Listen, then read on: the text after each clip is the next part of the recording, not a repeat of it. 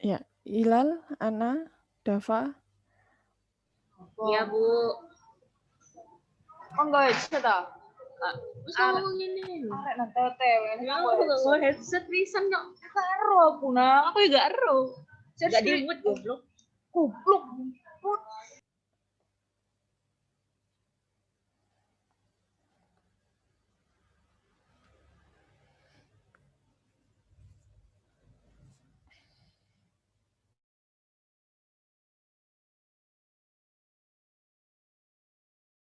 Ayo, presentasi. Assalamualaikum. Aku sih. Iya.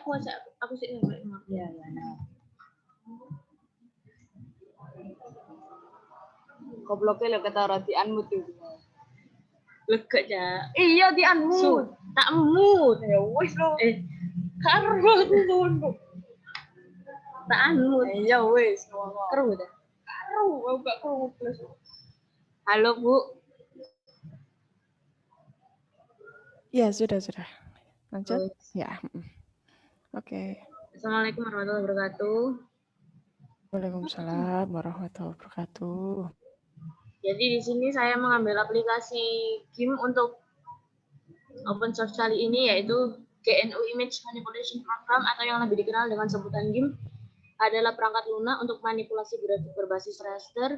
GIM adalah aplikasi sumber terbuka untuk mengolah grafis bitmap. GIM juga dapat dimanfaatkan untuk membuat grafik dan logo, mengubah resolusi dan memotong foto, mengubah warna, menggabungkan berbagai macam gambar, atau mengkonversi sebagai macam jenis kertas gambar. Ya, saya ambil alih di sini setelah mengapa GIM merupakan open source yang gratis. Kebutuhan hardware yang minimalis, dukungan OS dari meliputi Windows, macOS, Linux, dan mudah beradaptasi, hampir sama dengan Photoshop dan lebih fleksibel. Nah, ini contoh gambar shortcut-nya. Bisa dilihat dari gambar di samping.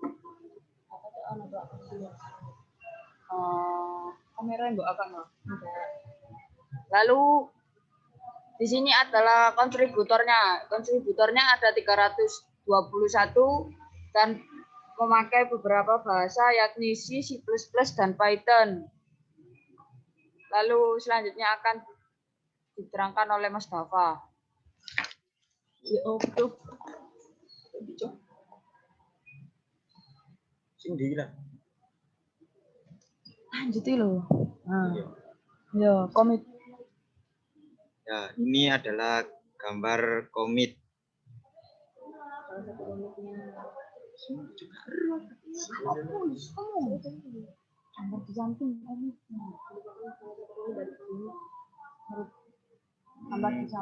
Gambar di samping merupakan salah satu contoh dari komit GIM. Bisa dilihat. Dan untuk yang selanjutnya version sing apa iki?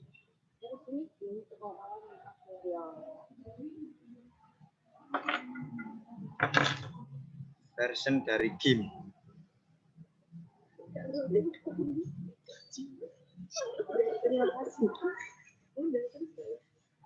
Bisa dilihat sendiri, ini adalah gambar versi dari GIM dari yang pertama rilis dari tahun 1995 sampai yang terbaru 2018. Untuk versi yang pertama kali rilis masih tidak tahu mungkin ya, karena masih kurang informasinya. Terus yang versi terbaru dari minor versionnya itu 2.10.0 RC2. Sekian untuk presentasi dari kami bertiga, Ana, Hilal, sama saya. Assalamualaikum warahmatullahi wabarakatuh. Iki kon emut ta enggak iki? Ya, sebagai kon emut aku ngomong enggak krungu kan. Ya, sudah ya. Oke. Waalaikumsalam warahmatullahi wabarakatuh. Oke. Dari Hilal, Ana, sama Dav. Ini konsep manajemen konfigurasinya di mana ya GIM itu ya?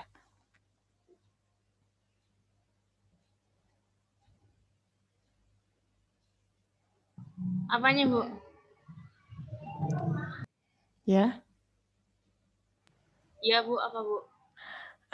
Nah, tadi kan pilih GIM karena dia apa? Tadi coba di back ke kenapa pilih GIM? Back aja. Ada pilihan. Nah, itu pilihan.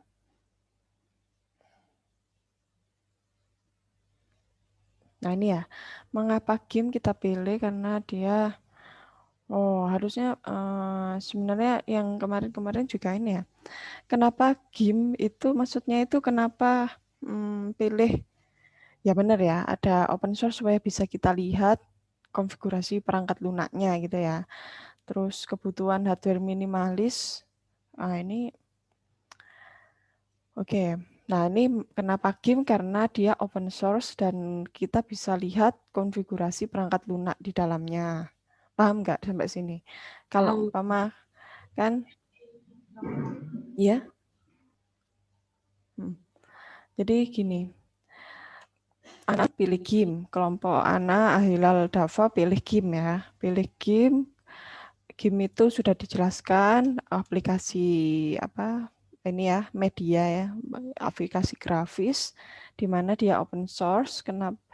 Kenapa kita pilih GIM? Karena apa gitu ya? Kenapa kelompok ini pilih GIM? Karena dia bisa kita lihat konfigurasi perangkat lunaknya. Nah, kalau nggak open source, kita nggak bisa lihat konfigurasi perangkat lunaknya gitu ya.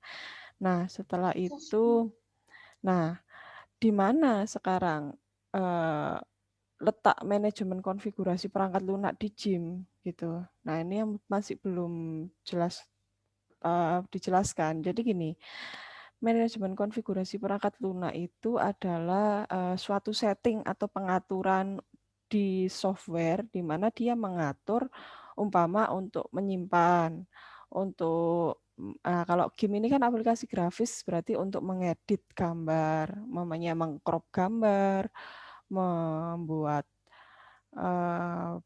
background apa itu background menjadi hitam atau merubah color background. Nah, contoh manajemen konfigurasi perangkat lunak di GIM ini ada enggak di PPT-nya Hilal Anadava ini? Nah, kalau enggak ada, nah silakan ditunjukkan sekarang nah coba buka GitHub-nya di GIM. GitHub GIM, coba dilihat. Nah, nanti gitu.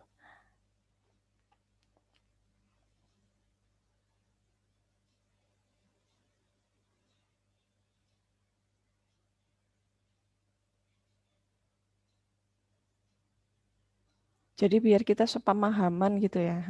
Halo, Ana? Iya, Bu, sebentar ya, Bu. Iya. Nah, sekarang kamu next ya. Kamu buka browser gitu. Nah, sekarang di rumahnya siapa? Ana, Hila, sama Dava?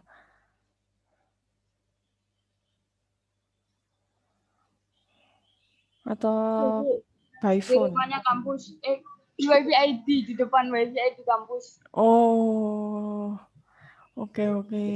Nggak apa-apa masuk. Oh iya sih, harus Nggak bisa, Satgas Bu. ya. Cuman saya yang bisa bantu, yang lainnya nggak bisa.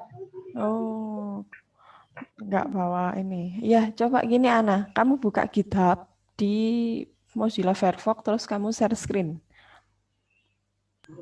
Iya, Bu. Nah, buka yang GitHub-nya GIM yang kamu tadi screenshot.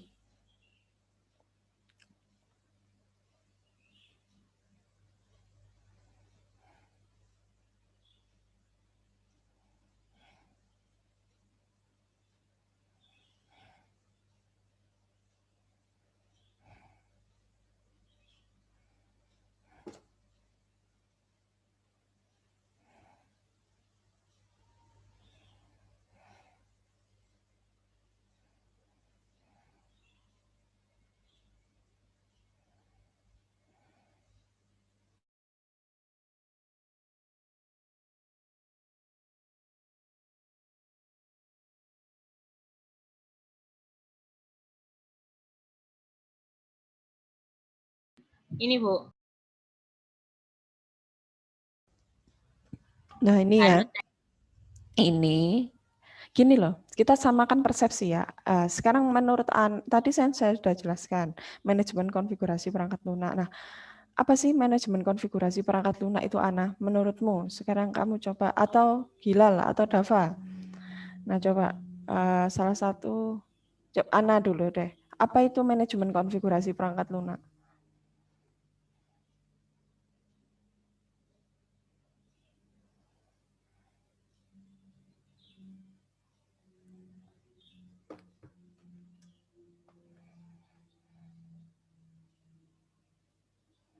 Manajemen perubahan perangkat lunak nggak sih Bu?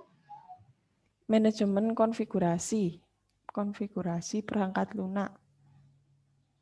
Untuk mengelola perubahan Bu. Itu aja. Terus mengidentifikasi manajemen perubahan gitu-gitu Bu. Oke, betul.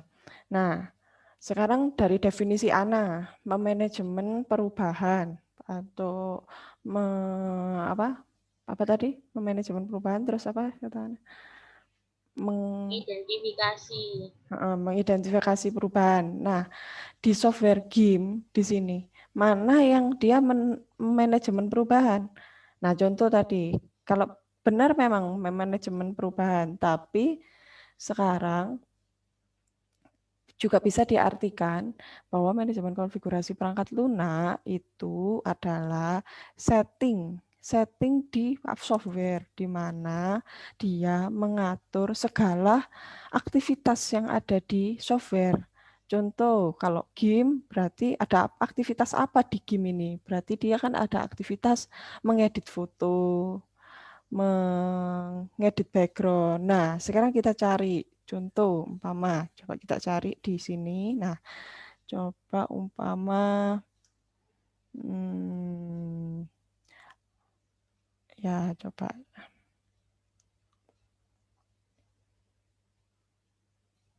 Jadi kalau umpama gini ya, saya ulangi lagi ya. Manajemen konfigurasi perangkat lunak. Apa sih intinya materi ini? Apa sih intinya mata kuliah ini? Mata kuliah ini itu bagian dari software engineering. Prodi kita itu kan namanya software engineering, rekayasa perangkat lunak. Nah, kalau kalian lihat di bukan web, YouTube-nya IT Telkom Surabaya kemarin baru diunggah itu di web YouTube-nya IT Telkom Surabaya. Nah, itu ada sekilas pengenalan prodi. Di masing-masing prodi dikenal semua sama kaprodinya, ada baru. Nah, itu salah satunya rekayasa perangkat lunak. Nah, Pak Vidi itu bilang gini, prodi kita rekayasa perangkat lunak itu adalah mempelajari dari mulai perencanaan aplikasi, pengujian aplikasi, hingga untuk pemeliharaan aplikasi. Nah, pengujian aplikasi, terus perencanaan aplikasi, pemeliharaan aplikasi itu ada di materi kita, manajemen konfigurasi perangkat lunak. Nah, itulah intinya software engineering kalau mau mendalam di software engineering. Nah, sebenarnya kalau namanya perintilannya software engineering itu adalah umpama contoh web develop, atau mungkin perintilannya lagi itu game develop, atau perintilannya lagi itu dan lain-lain ya, umpama ya software umpamanya mobile computing, mobile develop, atau itu perintilan, tapi sebenarnya software engineering itu adalah yaitu tadi mulai dari perencanaan aplikasi, terus pengujian aplikasi hingga pemeliharaan aplikasi. Nah, di sini jelas ya. Dari sini, terus sekarang materi kita manajemen konfigurasi perangkat lunak, di mana ada perangkat lunak, kita bedah bagaimana sih setting perangkat lunaknya itu, bagaimana di dalam perangkat lunak itu kan ada aplikasi-aplikasi ya kan. Nah, aplikasinya namanya salah satu itu adalah aplikasi, maksudnya itu adalah perangkat lunaknya itu game. Nah, di dalam game ada aplikasi-aplikasi, contoh aplikasi untuk crop foto. Nah, contoh di sini, ini sulit ini kalau kita cari dulu. Nah, umpama kita lihat sekarang di GitHub itu adalah, nah contoh ini sekarang widget, coba widget Ana.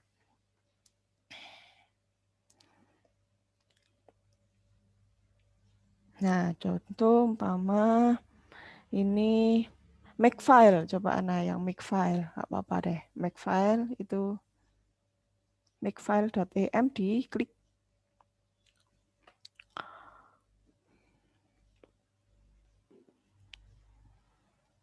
Di atas sendiri tadi Ana.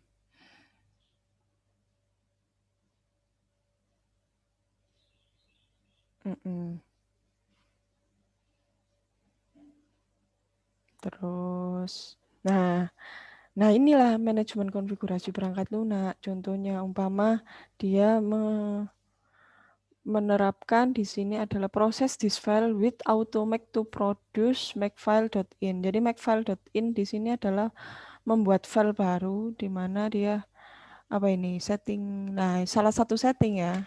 Nah, ini is platform OS X. Nah, ini sudah tingkat tinggi.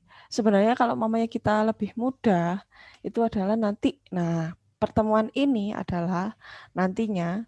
Jadi saya sudah bertemu dengan mahasiswa angkatan 1 ya, dengan Hilal, Ana, Dava, Bagus, Timotius, Agung, harus Mas Angin, dan itu sudah berapa tahun ya? 2 tahun ya. 2 tahun sudah kita lalui, mulai semester 1 itu algoritma pemrograman, semester 2 itu fisika, semester 3 itu desain interaksi, semester 4 itu teori probabilitas, semester 5 kita manajemen konfigurasi perangkat lunak ya kan. Jadi semester 1 itu algoritma Alpro, 2 fisika. Jadi Alpro itu outputnya adalah membuat aplikasi presentasi ya dulu per kelompok. Saya ingat dulu judul-judulnya juga masih ingat, masih terngiang. Terus kelompok 2 semester 2 itu fisika itu intinya ya percobaan fisika. Intinya fisika itu melatih kerajinan di mana bisa menerapkan rumus-rumus fisika itu sih. Kalau fisika itu tidak terlalu di software engineering, tapi intinya adalah melatih bagaimana cara menghitung, menentukan rumus. Nah, itu ya fisika. Terus semester 3 itu kalau sama saya ya, itu desain interaksi pengguna. Nah, ini yang sangat masuk sekali, itu membuat desain mockup di aplikasi. Terus semester 4 itu teori probabilitas, statistika, jadi penting ini cara menghitung bagaimana kalau umpama ada suatu perhitungan di kehidupan nyata atau umpama di suatu ya pekerjaan kita lah, umpama perusahaan menginstruksikan pegawai atau kita untuk membuat statistiknya. Nah, penting kan ilmu statistik. Bagaimana statistik umpama kemajuan kinerja performa pegawai. Nah, kan perlu untuk membuat grafik. Nah, contoh itu semester 4 dari saya. Nah, semester 5 ini adalah manajemen konfigurasi perangkat lunak. Sudah levelnya lebih tinggi lagi. Berarti 4 semester kan sudah dijalani, sudah menjalani. Nah, kalau yang sama dosen lain itu kan ada pengantar RPL, analisa kebutuhan. Nah, sekarang ini yang pengantar RPL, analisa kebutuhan itu dibutuhkan di semester 5 ini. Jadi semester 5, mahasiswa semester 5 harus sudah benar-benar menguasai dari 4 semester itu tadi. Jadi nantinya maksud saya adalah di manajemen konfigurasi perangkat lunak adalah menerapkan ilmu yang sudah didapat di 4 semester tadi itu. Jadi manajemen konfigurasi perangkat lunak itu adalah gabungan dari pertama pengantar RPL sama analisa kebutuhan nantinya. Nah, seperti itu. Nah, ini contoh umpama yang dibuka Ana tadi Makefile ya. Makefile salah satu manajemen konfigurasi perangkat lunak. Nah, sekarang oke Ana, sekarang mungkin balik lagi ke PPT Ana, PPT-nya Ana. Jadi maksud saya menjelaskan biar lebih jelas gitu, biar jelas banget. jelas. Nah, PPT, nah share file gitu, klik PPT-nya. Ada tombol bawahnya Zoom itu apa? Kok share file, share screen. Nah, pilih yang PPT-nya.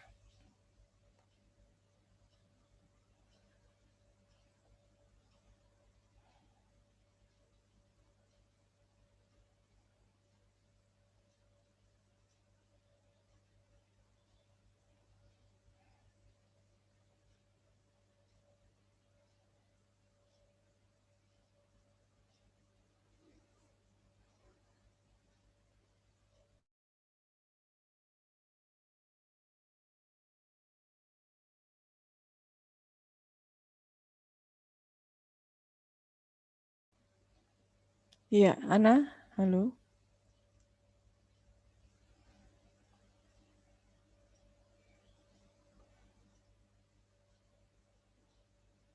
Iya, Bu.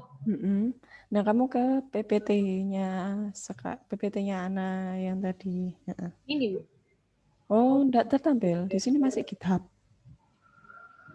Coba share screen, terus pilih yang PPT-nya. Tombol hijau itu kan. Nah, ini sudah. Oke. Terus sekarang ke source code Ana. Source code itu yang slide 4. Loh, kok berantakan, Cil? Nah, ini ya. Nah, ini tadi Berantakan. salah satu ditunjukkan Nana. Terus ke kontributor coba. Itu di ini aja, nah di expand. Nah, betul.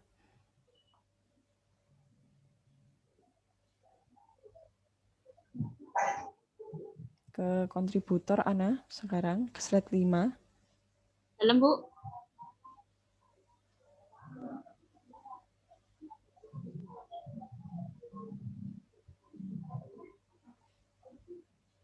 Dengar nggak sih? Dengar nggak sih suara? Ya, ke slide 5. Maksudnya saya lihat di sini. Nah, kontributor. Nah, ini ada Makefile, ada Meson, ada SIM, ada Python, ada C, ada C++ ya. Jadi software ini menerapkan banyak banyak. Nah, ini ada kontributor di mana peran manajemen konfigurasi perangkat lunak ini dilakukan secara sharing dari beberapa kontributor gitu ya. Oke, dari sini saya sudah menangkap. Jadi kelompok ini direvisi ditambahkan fitur-fitur apa saja yang ada di GIM. Jadi gini, sekarang tugas 1 untuk kelompok ini, dan terserah nanti dikumpulkan kapan. 1, cari fitur-fitur apa saja yang ada di GIM. Jadi maksudnya gini, fitur-fitur itu umpama GIM itu bisa apa saja sih? GIM bisa untuk apa? Umpama contoh Mengkonversi foto. Ya, betul. Mengkonversi foto. Nah, cari Ana di GitHub-nya itu tadi, cari source code untuk mengkonversi foto.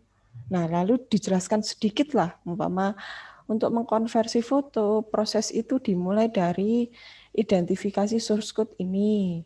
Ya, paham kan Ana ya? Sampai sini ya. Ambu. Nah, sama Hilal sama Dava ya, Ana ya. Ya. Iya, Bu. Dava juga. Itu Hilal, Dava. Nah, sudah untuk mengkonversi foto, sudah ada source code-nya, terus ada penjelasan sedikit aja lah. Ini apa ada.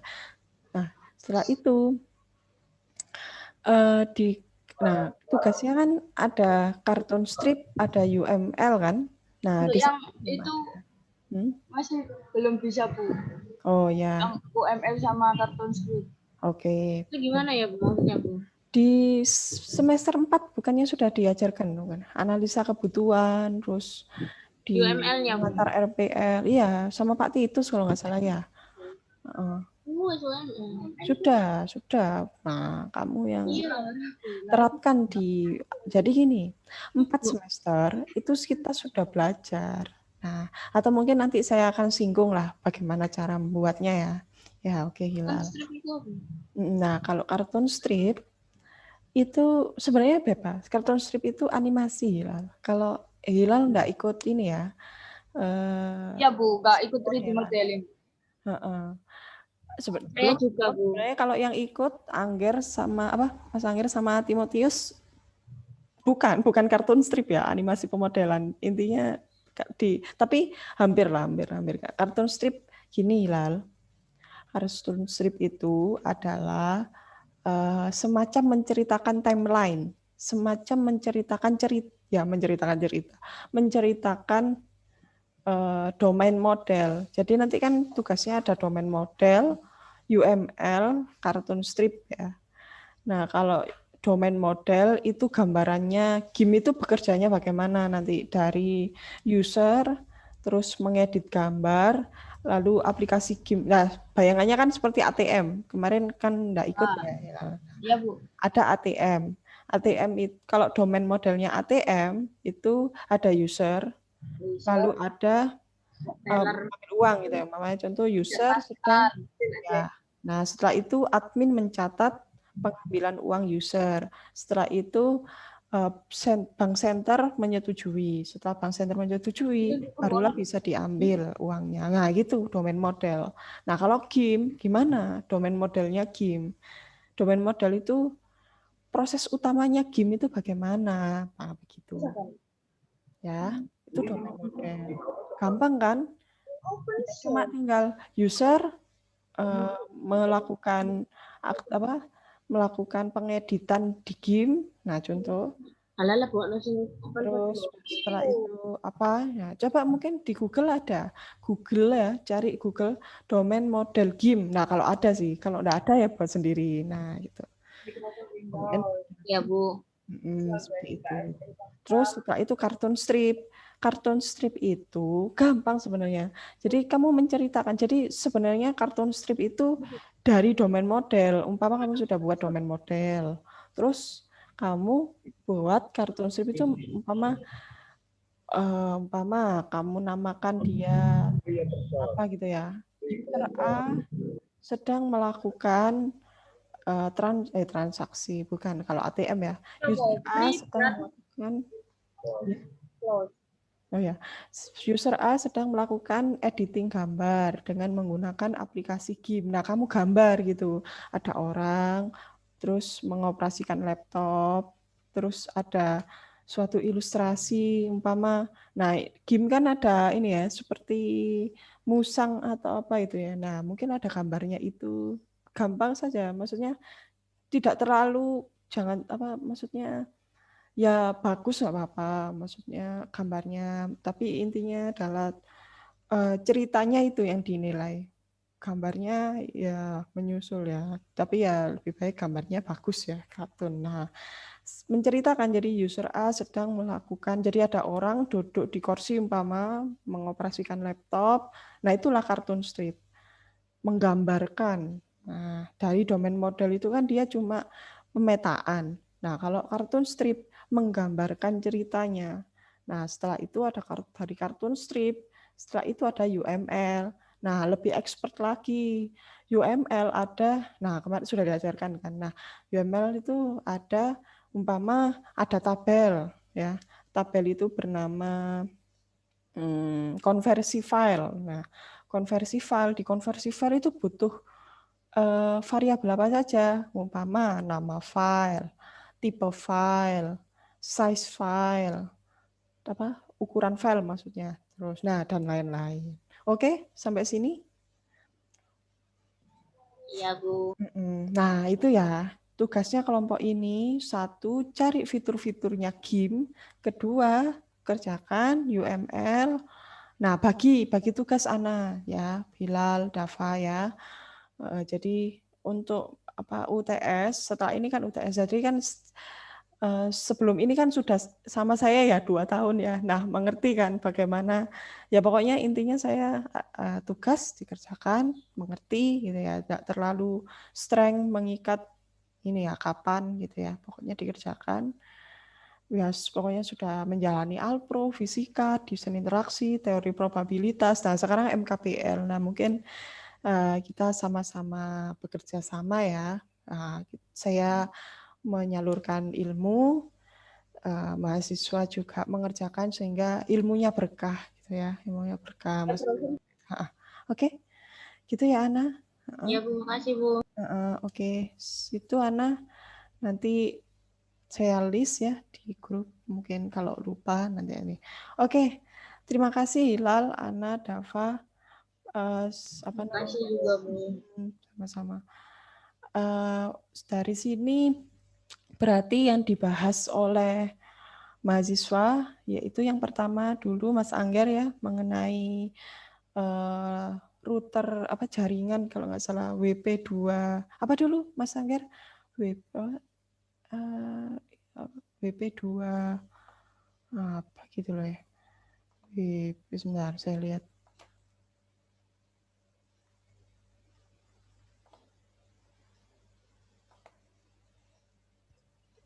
OpenWRT, Bu. Oh ya, Timotius ya, ya benar. Timotius dan bentar. Ya betul-betul OpenWRT.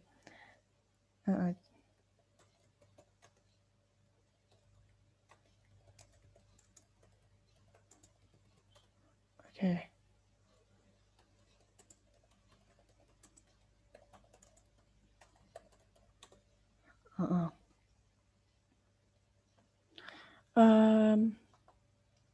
Ya, OpenWRT dari kelompok ini. Jadi pertama itu adalah Mas Angger dan Timotius. Nah, itu adalah OpenWRT. Terus setelah itu ada Bagus.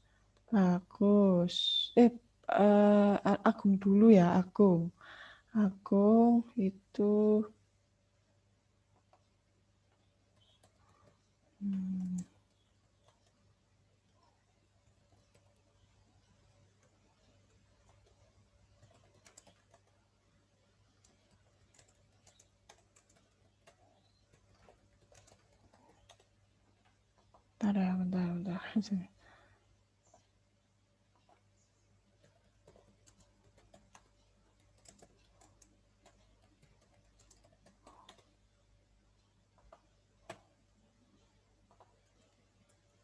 Bentar ya.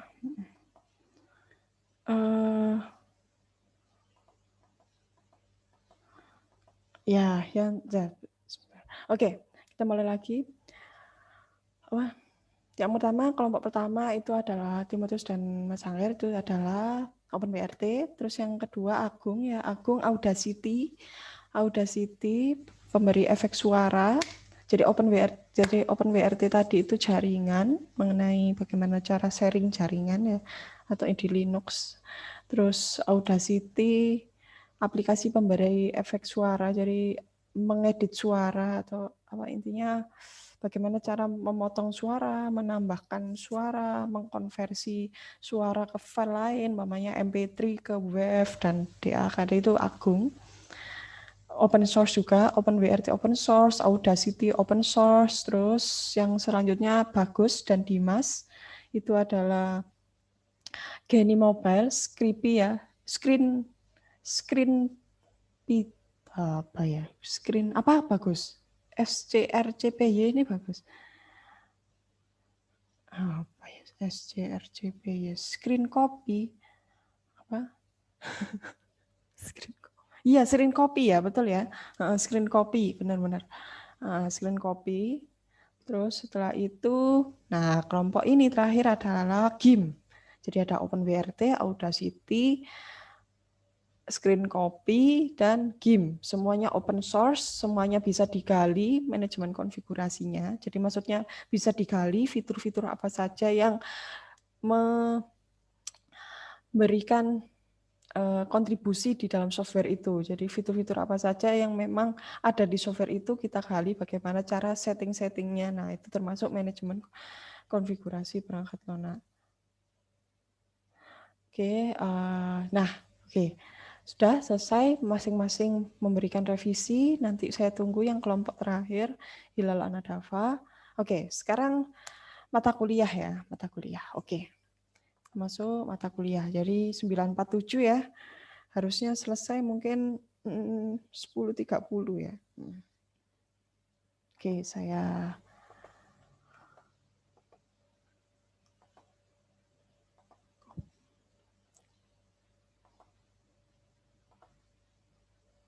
Oke.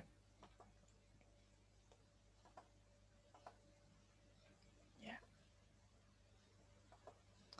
Oke, nah sekarang kita adalah materi mengenai manajemen konfigurasi perangkat lunak, di mana masuk kepada analisa kebutuhan sistem. Nah, ini semester 4, tapi kita nanti akan kerjakan di semester 5 ini lagi, tapi berhubungan dengan sistem software. Oke. Ini adalah silabus pertemuan 6 sampai 7. Jadi dari silabus itu adalah pertemuan 6 itu SCM Repository, Software Configuration Management Repository, memahami fitur utama requirement tracing. Jadi requirement tracing ini adalah bahasa analisa kebutuhan, ya. Artinya analisa kebutuhan. Di pertemuan 6 itu bisa menganalisa kebutuhan dari sistem. Terus pertemuan 7 itu adalah mampu memahami fitur utama manajemen konfigurasi dan konten. Nah, ini nanti next pertemuan. Oke, itu dari silabus. Jadi hari ini adalah analisa kebutuhan sistem. Analisa kebutuhan sistem. Jadi dalam sistem engineering, yang dimaksud rekayasa sistem merupakan konsekuensi dari rekayasa perangkat lunak. Sebelum software dibuat, maka sistem di mana software akan diimplementasikan harus dipahami terlebih dahulu. Ada 2 jenis, ada rekayasa proses bisnis dan ada rekayasa produk. Jadi kita buat proses bisnisnya dahulu dari suatu software, umpama ada 2 jenis sebenarnya, ada rekayasa proses bisnis, ada rekayasa produk. Jadi gampangannya gini loh, umpama software dari software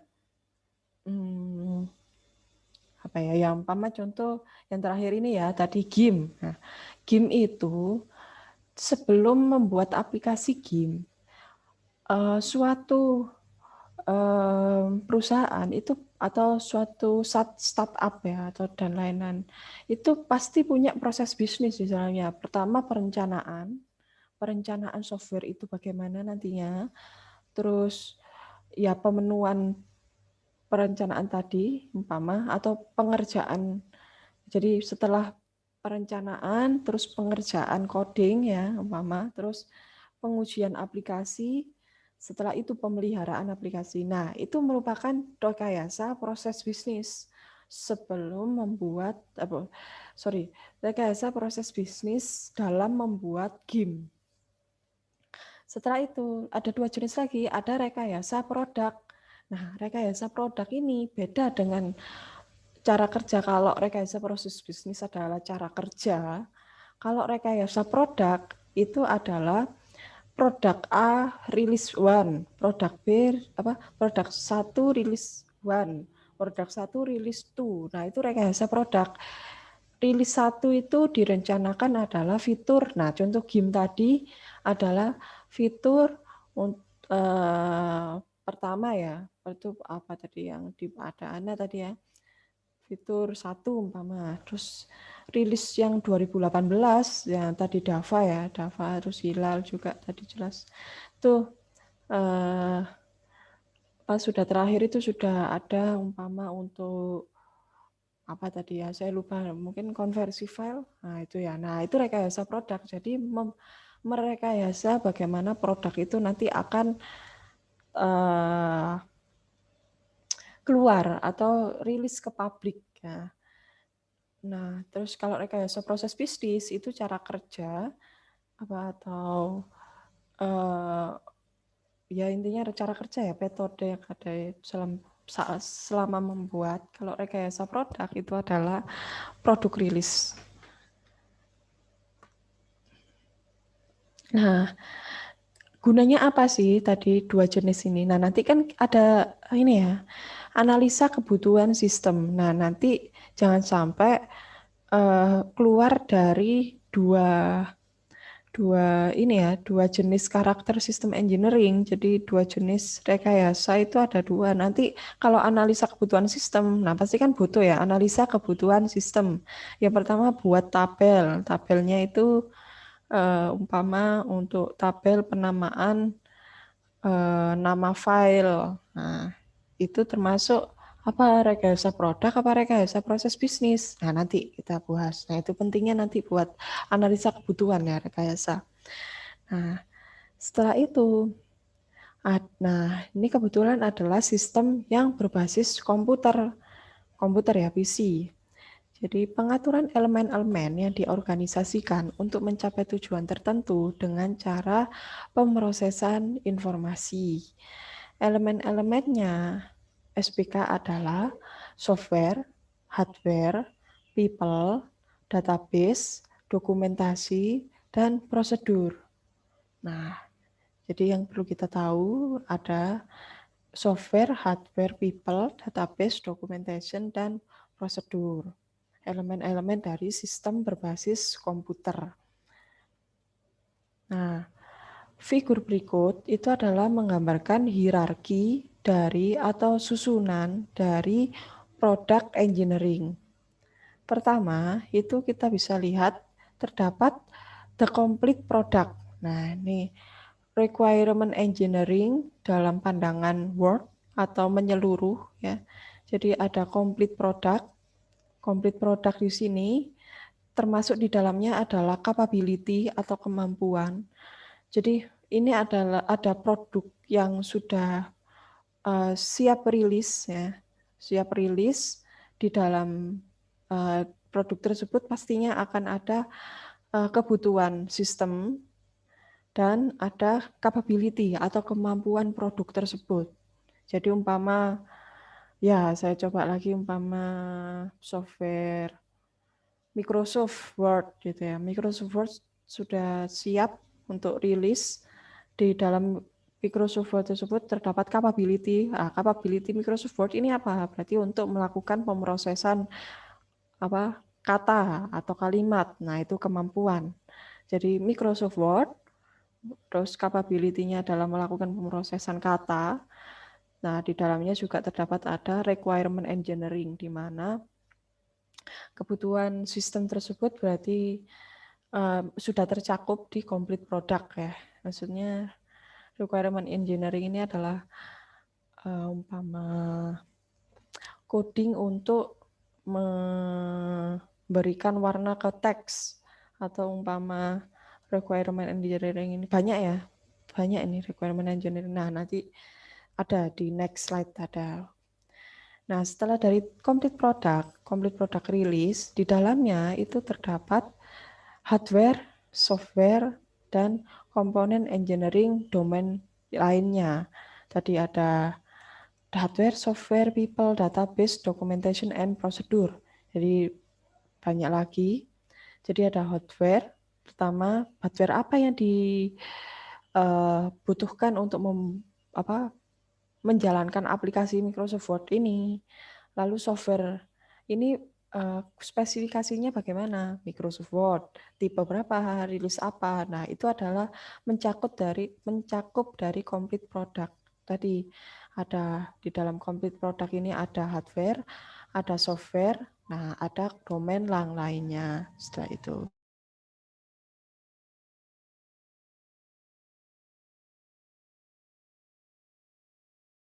Nah, setelah itu terdapat di dalam software itu ada processing requirement. Jadi di software terdapat yang namanya kebutuhan proses, di mana di dalamnya ada data, fungsi, dan kebiasaan atau lingkungan.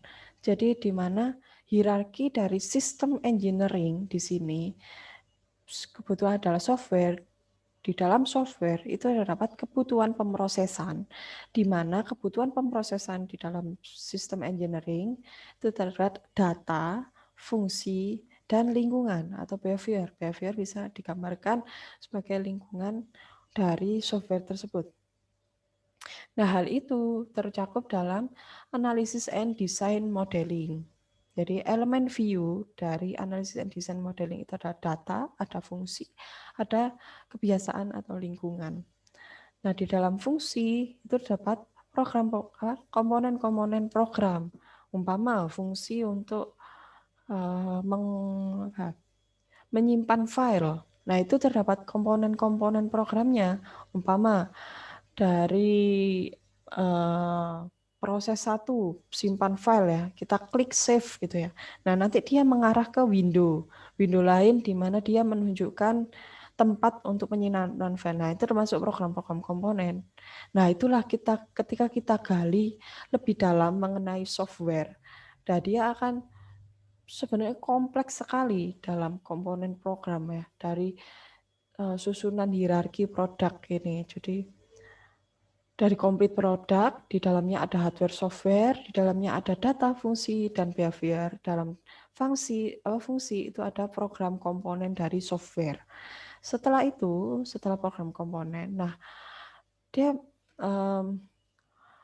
ada proses di mana di dalamnya adalah construction and integration, dalam kurung detail view. Jadi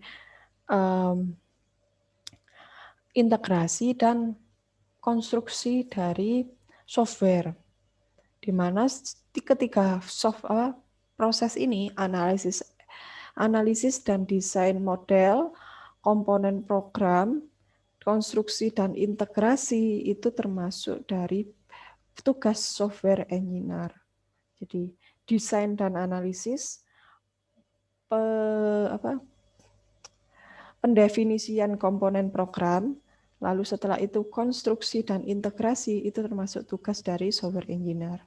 Nah, ini adalah susunan hierarki produk engineering. Setelah itu, nah kita masuk ke pertama, requirement engineering ya. Requirement engineering. Rekayasa kebutuhan digunakan untuk memastikan apakah spesifikasi sistem sudah memenuhi kebutuhan dan sesuai dengan harapan customer. Langkah-langkahnya, jadi requirement engineering kita bisa bahas sebagai rekayasa kebutuhan atau analisa kebutuhan. Analisa kebutuhan digunakan untuk memastikan apakah spesifikasi sistem sudah memenuhi kebutuhan dan sesuai dengan harapan customer. Langkah-langkah dari rekayasa kebutuhan, pertama, requirement elicitation. Kedua, requirement analysis and negotiation. Ketiga, requirement specification. Yang keempat, system modeling. Kelima, requirement validation. Yang keenam adalah requirement management. Pertama, requirement elicitation. Fokus masalah pemenuhan kebutuhan di sini adalah adanya ruang lingkup, adanya pemahaman, dan volatility atau perubahan. Hasil tahap ini adalah pernyataan kebutuhan dan kelayakan. Yang kedua, pernyataan ruang lingkup sistem atau produk. Ketiga, daftar customer, user, and stakeholder yang berpartisipasi. Keempat, deskripsi lingkungan teknik sistem. Yang kelima, daftar kebutuhan dikelompokkan berdasar fungsi dan batasan domainnya. Keenam, skenario penggunaan untuk kondisi yang berbeda. Ketujuh, prototipe yang dibuat untuk definisi kebutuhan yang lebih baik. Selanjutnya, dapat requirement analysis and negotiation. Analisis itu berarti mengelompokkan, mencari hubungan, menguji konsistensi, kelalaian dan ambiguitas, serta meranking kebutuhan. Itu requirement analysis, mengelompokkan, mencari hubungan, menguji konsistensi, kelalaian dan ambiguitas, serta meranking kebutuhan, mana yang lebih butuh dahulu, dan lain-lain. Lalu setelah itu ada requirement negotiation. Apa yang dimaksud? Itu adalah tahap diskusi konflik, ada eliminasi, ada kombinasi, dan modifikasi untuk disepakati bersama oleh developer, customer, user, and stakeholder. Itu adalah negosiasi atau requirement analysis and negotiation. Dalam requirement analysis itu terdapat bahkan di mana analisis as a bridge between system engineering and software design. Analisis adalah jembatan di antara sistem engineering dan software design, desain software. Jadi terdapat sistem engineering, di dalamnya terdapat coding ya, code untuk merangkai suatu software, sistem engineering. Setelah itu ada software design, di mana dia ada desain software di dalamnya yang umpama desain interaksi penggunanya, ya kita sudah pelajari. Jadi ada human computer interaction-nya, desain dari HCI, desain HCI-nya. Nah, antara sistem engineering sekarang kita berpikir logika. Ada kode nih, umpama ada kode. Setelah itu ada software design. Bagaimana cara menyatukan antara kode dan software design? Umpama kita sudah mendesain untuk konversi file, gambar antarmukanya adalah seperti ini.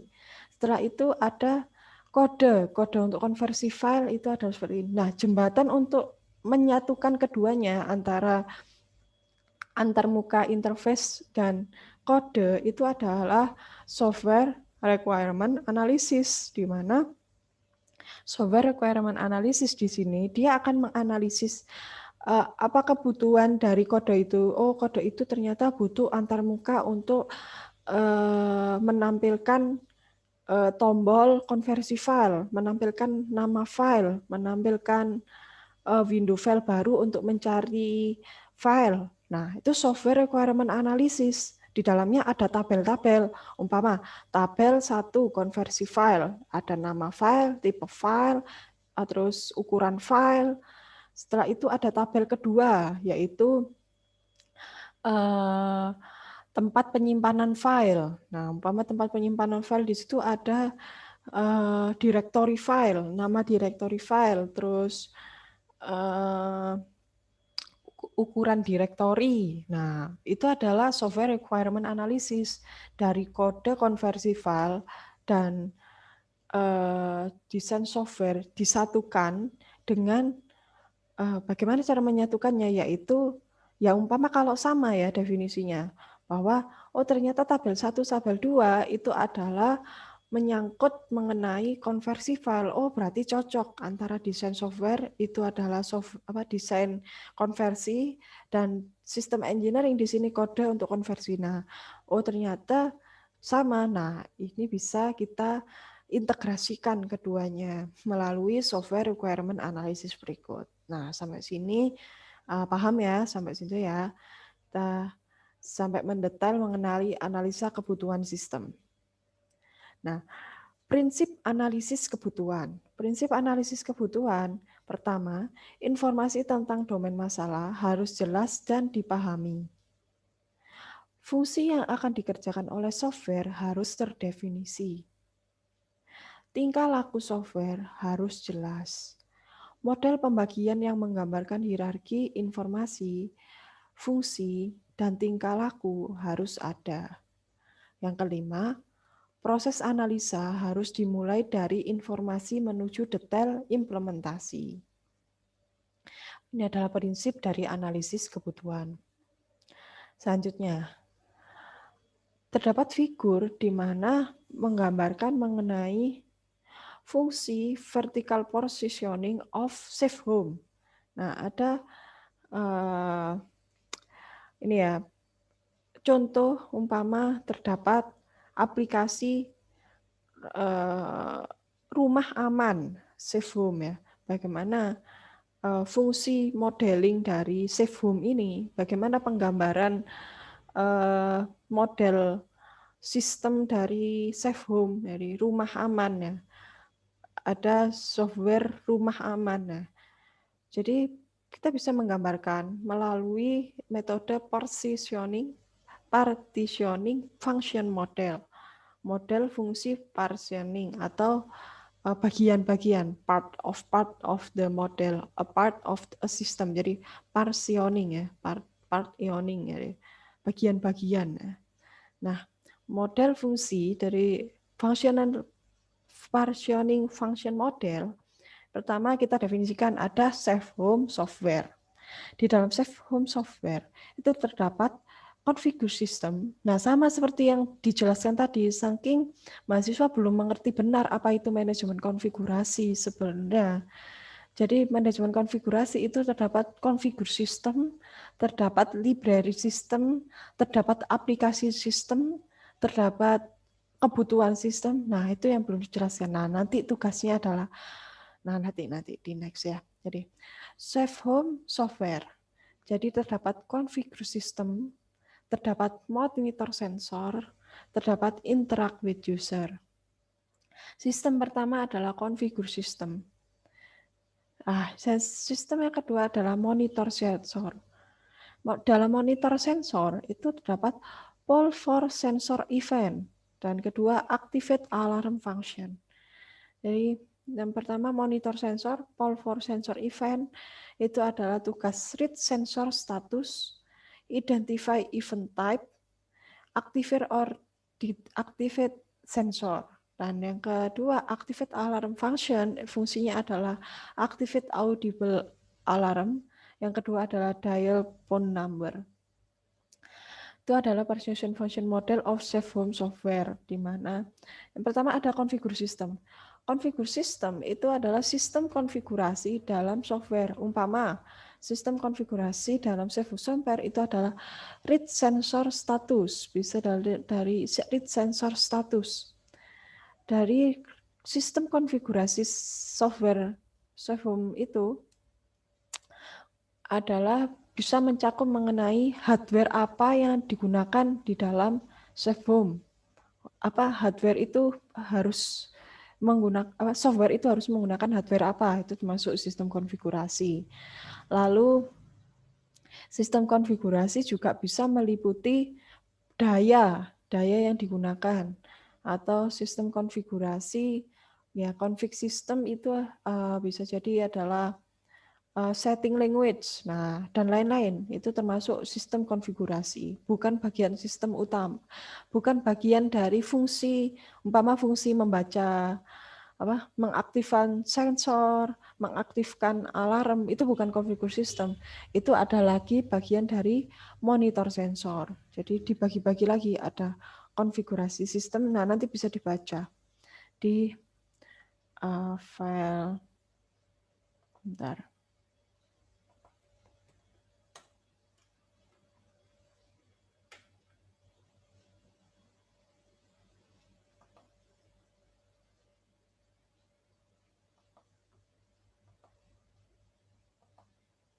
Jadi kalau saya sambil belajar ya kita sambil belajar. Jadi apa yang dimaksud dengan sistem konfigurasi? Nah, sistem konfigurasi di Wiki ya.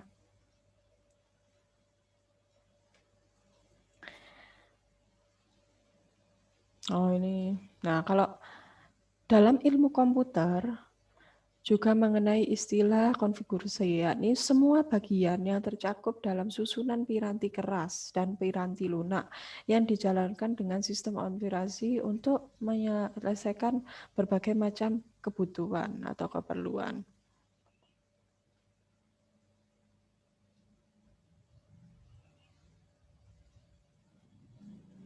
Ya, kita perlu.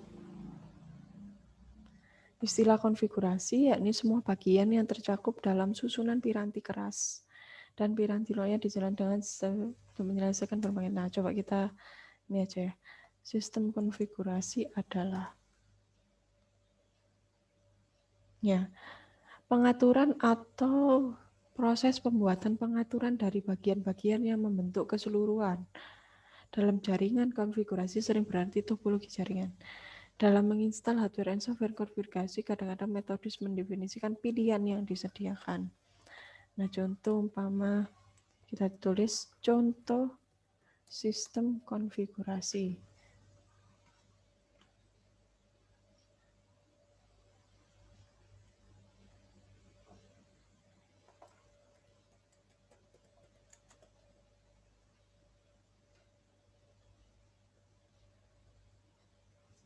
Nah, ini contoh.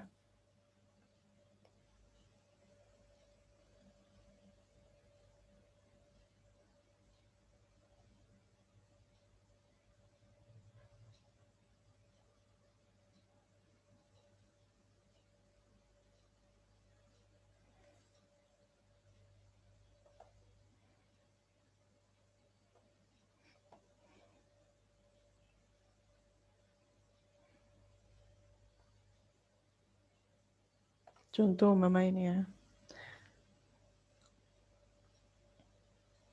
Oh ini awalnya kan.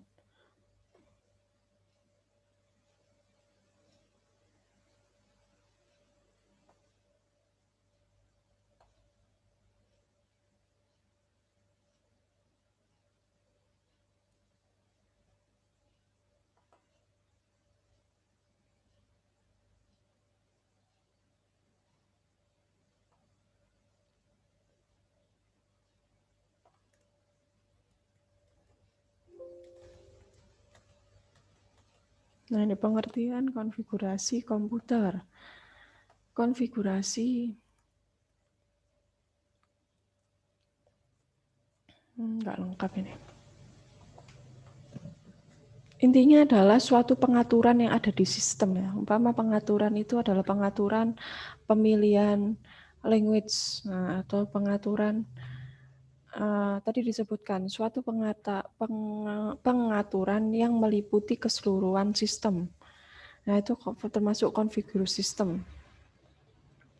Lalu ada monitor system, monitor sensor, yakni poll for sensor event.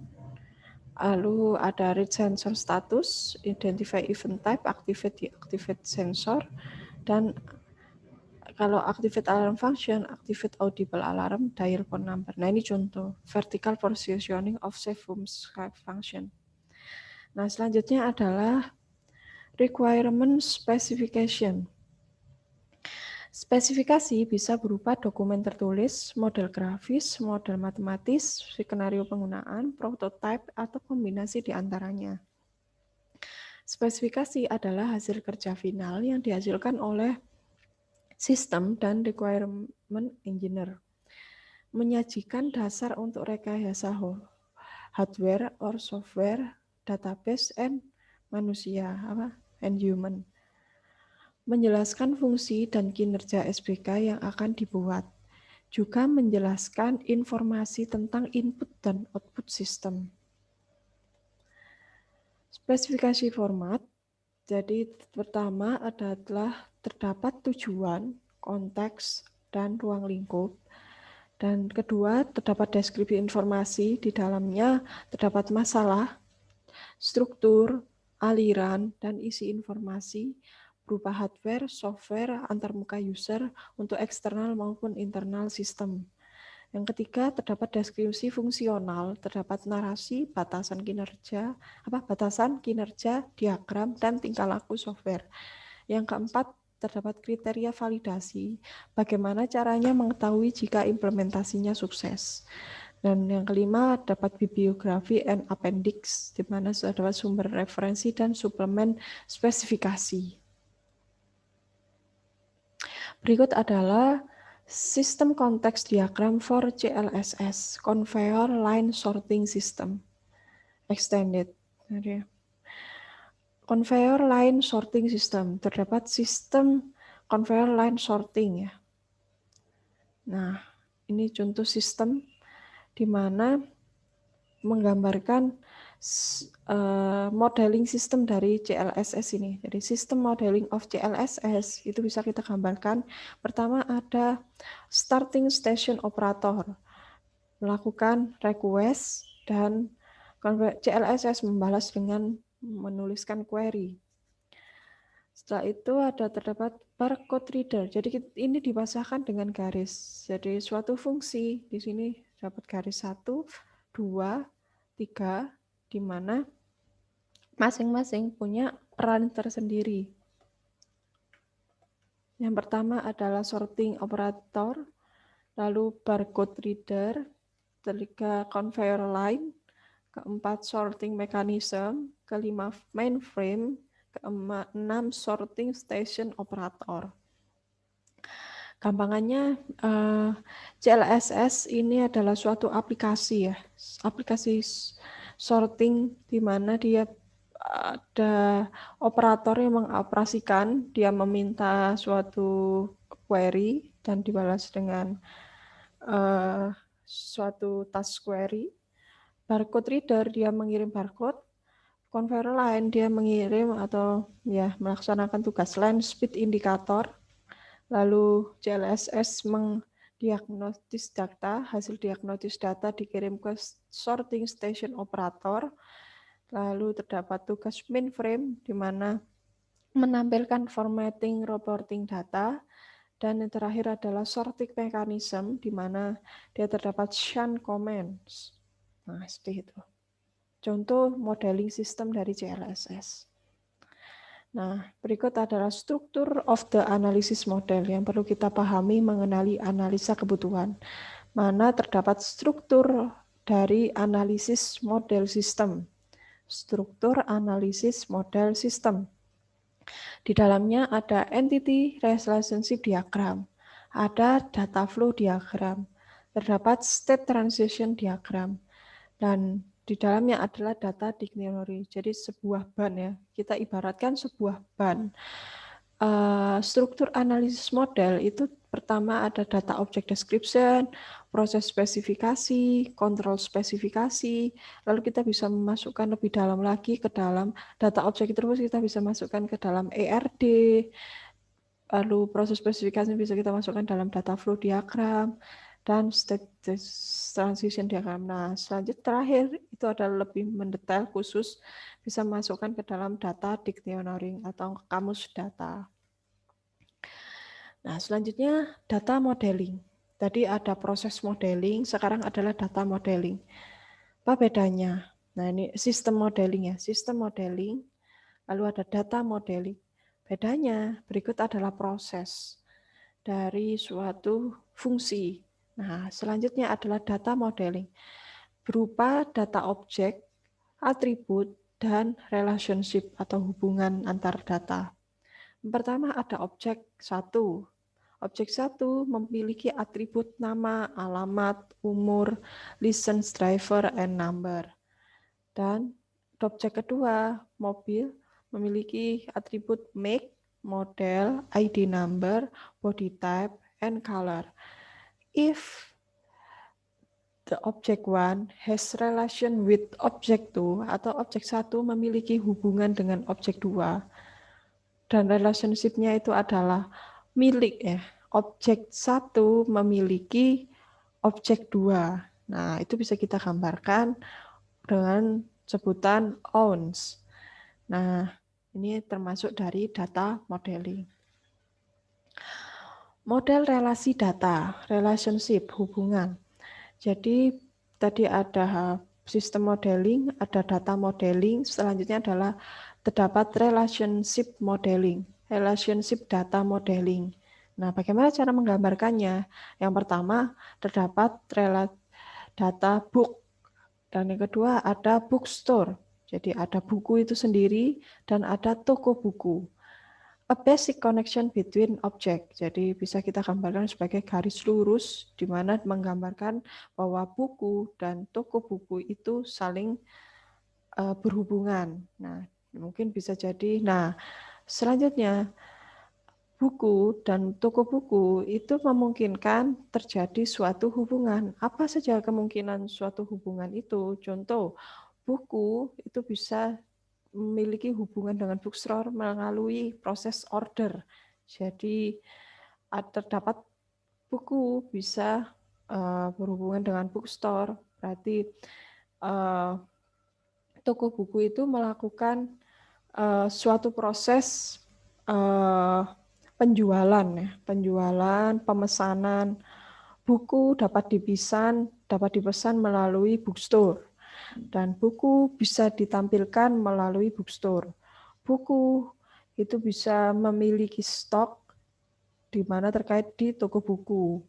Dan buku bisa dijual atau ya sell dijualan. Buy and sell, beli dan jual. sell di bookstore. Jadi buku dapat kita jual di bookstore. Lalu book returns bookstore. Buku dapat dikembalikan di bookstore. Nah, itu adalah relationship between object. Jadi dari dua relate data berikut bisa kita hubungkan keduanya. Umpama di sini buku itu bisa memiliki proses order ketika dia memiliki relate data bookstore. Nah, lain lagi nanti umpama relate data ini bukan bookstore, tapi umpama apa ya, selain book atau mungkin lemari ya, lemari mama di sini lemari itu apa bahasa? Atau umpama bag ya, book and bag. Contoh, buku bisa disimpan, book saves gitu ya, in bag. Nah, book can apa lagi? Nah, itu contoh dari model relasi data, hubungan antara dua data. Berikut apa? Oh, ternyata punya proses-proses di dalamnya. Nah, next. Kardinalitas relasi. Cardinality and modality. Di mana terdapat contoh ada customer, ada repair action atau aksi perbaikan. Di mana pertama adalah proses cardinality adalah imply that a single customer await repair action. Nah, simpulkan bahwa customer utama menunggu untuk aksi perbaikan. Modality mandatory imply that in order to have a repair action, we must have a customer. Jadi ada cardinality, ada modality. Cardinality adalah implikasikan bahwa customer tersebut menunggu untuk aksi perbaikan. Sedangkan modality deskripsikan bahwa untuk melakukan suatu perbaikan, kita harus mempunyai suatu customer. Nah, antara cardinality dan modality, dia sama-sama memenuhi. Cardinality itu adalah ada customer masuk, modality itu adalah deskripsikan bahwa kalau mau melakukan perbaikan sistem, kita harus punya customer. Nah, antara cardinality memenuhi modality pun juga memenuhi cardinality. Jadi sama-sama butuh ya. Cardinality kan ada customer, butuh perbaikan. Oh, dipenuhi oleh modality. Modality kalau umpama mau melakukan aksi harus memiliki customer. Jadi sama-sama memenuhi antara cardinality and modality. Selanjutnya, nah itu bisa digambarkan sebagai kalau ada kata atau sistem memenuhi, kita bisa gambarkan sebagai sama dengan itu ya. Sama dengan di dalam suatu garis. Jadi maksudnya itu adalah ada garis 1 dan 1 ya, 2 garis itu sama-sama penggambarannya adalah proses itu saling memenuhi. Lalu terdapat proses is provided with, dan itu adalah provide, membutuhkan. Yang pertama, cardinality di sini adalah imply that there may be many repair action. Sedangkan modality optional imply that there may be a situation in which a repair action is not necessary. Oh, jadi umpama implikasikan di mana banyak aksi perbaikan yang harus dilakukan. Sedangkan modality implikasikan bahwa di dalam situasi tersebut ada aksi perbaikan yang tidak perlu dikerjakan. Jadi tadi adalah pemenuhan kebutuhan customer, sedangkan di sini adalah aksi perbaikan. Di dalam cardinality adalah dia dibutuhkan untuk melakukan banyak aksi, dan sedangkan di modality dia tidak, ternyata ada aksi perbaikan yang tidak perlu dilakukan. Nah, berarti sistem itu tidak utuh terpenuhi. Nah, itu kita bisa gambarkan sebagai simbol cardinality 0 and tanda panah ke kiri ya. Nah, seperti itu. Ada sistem terpenuhi, ada sistem yang tidak terpenuhi. Seperti itu. Next. Contoh ERD. Contoh ERD, Entity Relationship Diagram. A simple ERD and data object table. In this ERD, the relationship width is indicated by a diamond. Nah, ini diamond. Jadi yang pertama contoh ERD ini sudah mengerjakan ini di semester sebelumnya. Entity relationship diagram terutama terdapat suatu objek, lalu melakukan proses, dan ini adalah objeknya. Ini subjek, ini predikat, ini objek. Jadi yang pertama adalah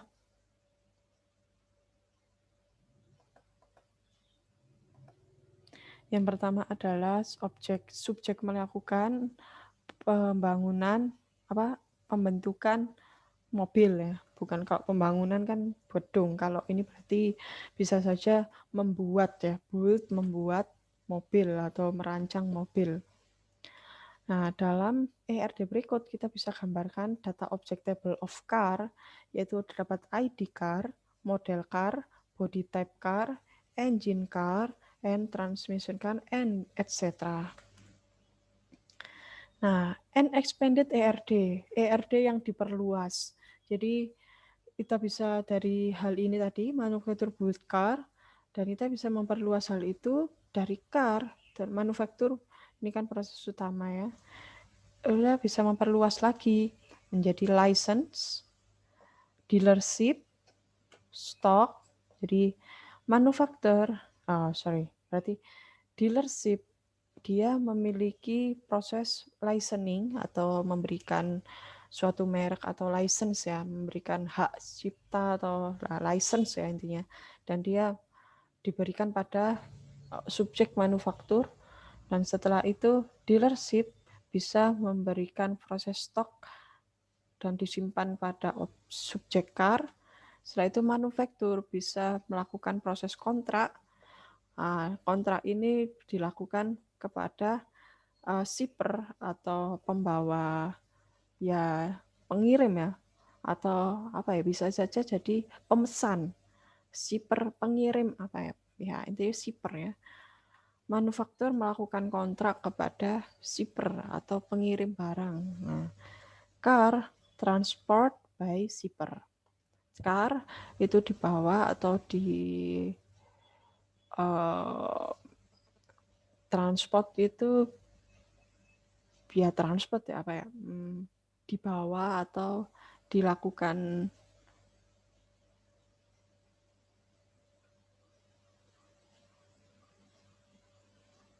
ya, car transport by shipper. Car dikirim melalui shipper. Nah, seperti itu. Nah, selanjutnya. Ini ada 29 slide, kurang 7 slide lagi. 10.31 ya sudah. Nah, kita lanjutkan sebentar. Model hierarki objek data. Nah, ini contoh model hierarki objek data, terdapat car, lalu ada European, domestic, ASEAN, Swedish, German, French, English, Italian, jasa dibagi, lalu yang ASEAN adalah Japanese and Korea. Di sini entah prosesnya apa, bisa dituliskan, tapi di sini penggambarannya adalah umpama contoh adalah sebagai berikut. Model asosiasi objek data.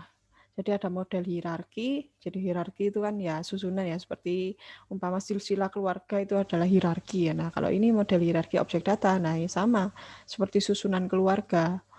Induknya adalah mobil, terus anaknya itu adalah European, domestic, and ASEAN. Nah, cucunya itu adalah Swedish, German, French, and Italian, lalu Japanese, and Korean.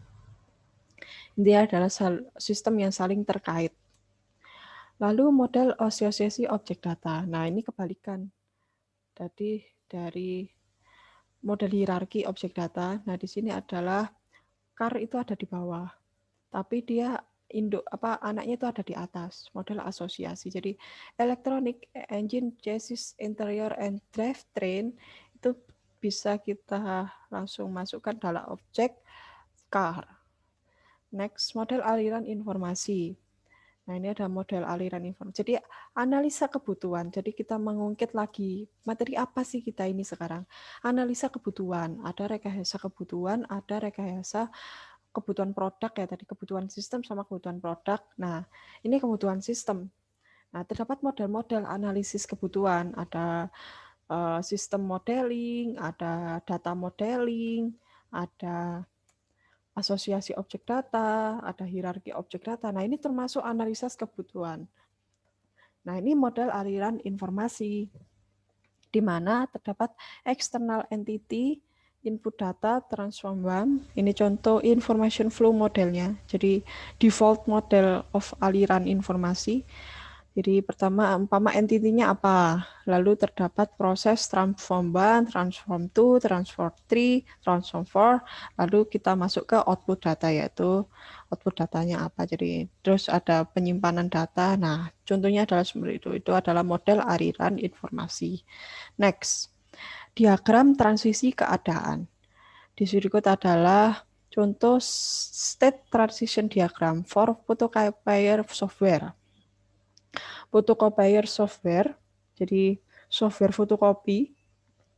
Ingat ya, kita dulu masih mengenal software fotokopi. Kalau kita mau fotokopi itu kita harus ke suatu toko atau suatu ya intinya ya fotokopi ke fotokopi gitu ya. Nah itulah kalau sekarang kan kita sudah punya printer yang bisa men-scan dan mengcopy. Nah lebih mudah lagi. Nah kalau ini contoh software photocopier.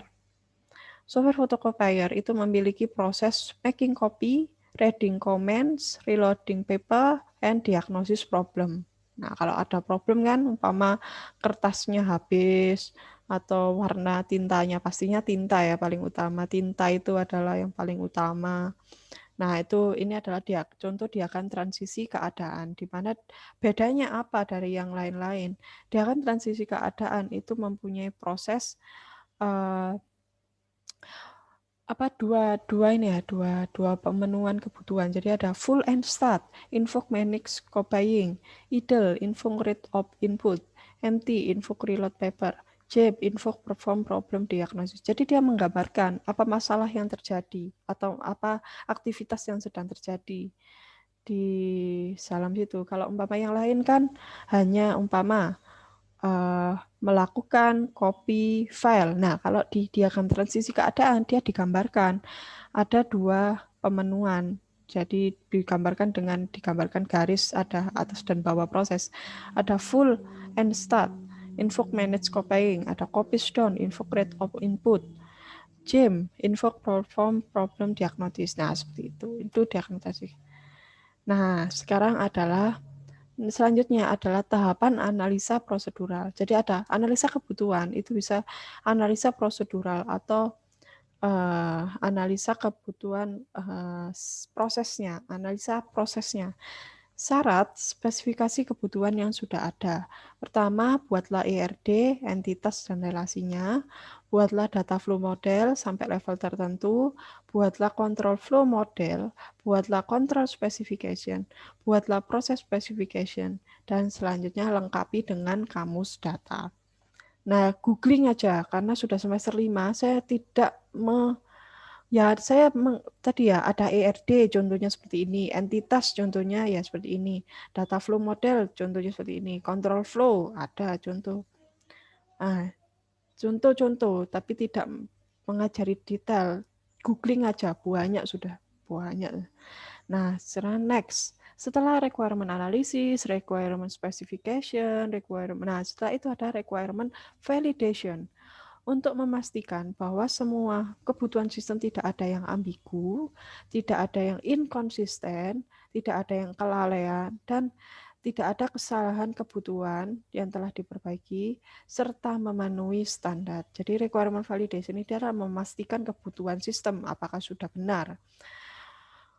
Benarnya itu dari apakah ada yang ambigu atau enggak jelas, adakah yang inkonsisten, apa enggak konsisten sistemnya ini, harusnya itu melakukan printer kok tidak melakukan print, nah itu inkonsisten termasuk. Nah selanjutnya melalui sebuah formal technical review, requirement validation ini dilakukan. Lalu pertanyaan tentang validasi requirement, yang pertama kejelasan, sumber, batasan, relasi, domain, traceable, testable, index, dan struktur. Berikut, setelah requirement validation, berikut adalah contoh dari tabel generic traceability atau requirement management. Jadi kita bisa menspesifikasikan aspek of the system or lingkungan yang ada. Setelah itu adalah requirement. Nah, requirement 1 lalu dia itu sudah mencakup aspek sistem yang mana? Oh, aspek sistem 3 telah terpenuhi oleh requirement 1. Nah, kita bisa centang di dalam contoh umpama. Requirement 1 itu adalah kebutuhan untuk print, sedangkan A3 ini adalah coding untuk print sudah ada, lalu hardware untuk print sudah ada. Nah, itu termasuk generate traceability table. Atau kalau umpama mau lihat, biasanya itu ada di salah satu web. Umpama itu adalah Java ya, Java.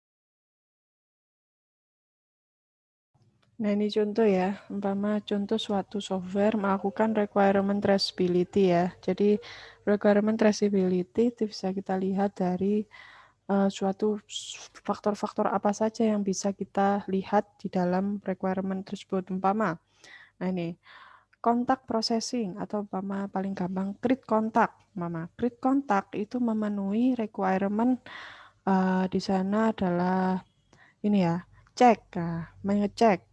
Nah, sudah. Terus setelah itu send kontak. Itu bisa kita lihat dari send kontak. Umpama ada 2, ada banyak nih. Contoh umpama yang tidak satu. Umpama kontak processing part 1 itu butuh determine see customer of, send kontak, and sign kontak. Nah, itu termasuk requirement traceability. Nah, saya pilih lagi. Nah, itu contoh. Nah, sudah masuk tugas. Oke, selesailah pertemuan hari ini. Terima kasih tadi yang telah presentasi, dan ini adalah materi akhir ya, maksudnya. Nah, ini adalah slide akhir, di mana terdapat tugas. Tugasnya adalah 1, tuliskan identitas judul plus pembuat contoh dokumen SRS SKPL yang Anda miliki. Ceritakan dan tulislah kembali dengan bahasa Anda sendiri tentang isi dokumen SKPL or SRS yang sudah Anda miliki. Minimal 1 halaman penuh. Nah, ini kalau ini ya, minimal ya, kan ini dikerjakan di Word ya. Dikerjakan di Word, minimal 1 page penuh, DNR 12, space 1. Oke, selamat mengerjakan. Nah, jadi tugasnya adalah cari SRS, cari SKPL. Apa itu SRS atau SKPL? Jadi, SRS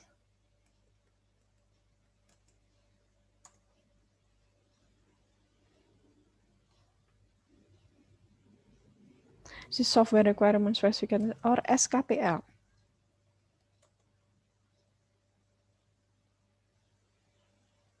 Spesifikasi kebutuhan perangkat lunak. Nah, cari yang berbentuk PDF dari suatu software. apa SKPL yang dicari? SKPL dari software. Contoh Mama SKPL portal game edukasi. Nah, masing-masing satu, mahasiswa satu. Ada 8 mahasiswa, ada berapa ini?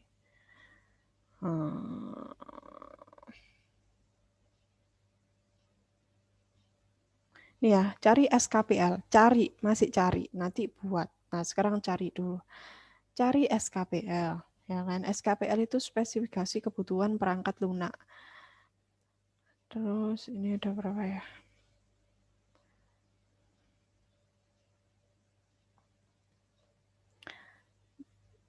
Satu, dua, tiga, empat, baku ya. 5, 6, 7. Kurang satu. Tadi Dimas, Pranger, Timotius, Bagus. Oh, Agung kemana ya? 1, 2, 3, 4, 5, 6, 7, 8 ya. Ada 8 mahasiswa sama Agung. Nah, ada 8 SKPL yang harus terkumpul. Lalu setelah mencari, memiliki, silakan bebas. Cari SRS atau SKPL. Mungkin sudah ada di tugas sebelumnya, silakan dikumpulkan boleh. Boleh lebih dari satu, silakan. Saya bebas. Boleh, silakan. Ceritakan dan tulislah kembali dengan bahasa Anda sendiri tentang isi dokumen SKPL ya, SRS yang sudah ada. Bebas, pokoknya cerita aja. SKPL itu tulis apa intinya ya, intinya dari SKPL itu apa saja, lalu apa saja yang termuat dan lain-lain. Nah, minimal 1 pack penuh. Dengan maksudnya 1 pack penuh itu tidak boleh space-nya 1, TNR 12. Nah, oke. Baik, terima kasih. Kita absen ya. Tadi masuk semua. Oke, nanti saya langsung absen aja. Masuk semua ya di Igrasias. Enggak perlu ini.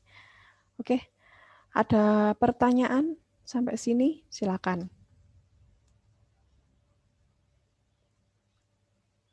Tidak ada, Bu. Iya, silakan Timotius. Nggak ada, Bu. Oh, nggak ada. Oh ya, sorry. Nah. Oh ya, oke. Yang lain? Nggak ada. Hilal Anadafa masih di WiFi ID? Masih, Bu. Masih. Oh, hati-hati ya, jaga kesehatan. Sehat, Bu. Alhamdulillah. Alhamdulillah. Ya wes, pokoknya social distancing ya. Iya, Bu. Siapa yang ngebosi? Ada yang ngebosi ta? Apa? Hilal, Bu. Hilal. Oh, ada nelongso kan di situ. Nah, Bu, anak Bu, habis ini THR 400, Bu. Wah, ya wes, hati-hati ya. Ya wes, makasih sudah hadir, sudah kerja kelompok di satu tempat. Hati-hati. Oke. Terima kasih semuanya. Saya tutup perkuliahan hari ini. Selamat siang. Selamat pagi. Oh, selamat siang sudah. Selamat siang. Assalamualaikum warahmatullahi wabarakatuh. Waalaikumsalam. Waalaikumsalam warahmatullahi wabarakatuh. Ya, Terima kasih banyak, Bu. sama-sama. Ya, oke.